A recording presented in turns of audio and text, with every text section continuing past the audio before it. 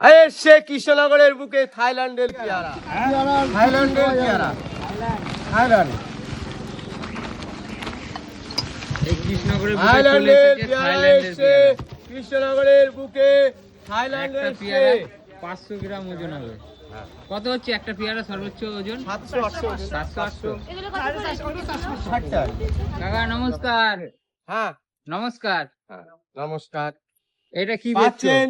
গরমে ফুটি, গরমে ফুটি আখের গুড় দিয়ে খাবেন, ওর লাগবে টেস্টি। আরে সে কৃষ্ণনগরের বুকে থাইল্যান্ডের পেয়ারা, ঘূর্ণি বাজারের মুখে আপনারা পাচ্ছেন এখন থাইল্যান্ডের পেয়ারা, যার মধ্যে বীজ খুঁজে পাবেন না।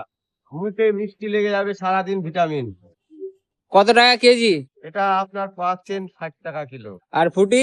ফুটিও 60 টাকা কিলো। এগুলা মাটি দেওয়া হচ্ছে? না, এটা মাটি দেওয়া হচ্ছে না, পেয়ারা বেলা 12টার পরে মাখানো হয়। আপনি কটা অব্দি আছেন এখানে? এখানে আমি আছি 12টা পর্যন্ত। তারপরে তারপরে ঘূর্ণিঝড় সঙ্গে 60 টাকা পুরো গাছ পাকা ফুটি। গাছ পাকা ফুটি। এটা কোথাকার ফুটি? এটা আপনার এখানকারই পুঁটি, বর্ধমানের। বর্ধমানের হ্যাঁ। লোকাল ফুটি। লোকাল পুঁটি। খেতে খুব সুস্বাদু। হ্যাঁ হ্যাঁ হ্যাঁ।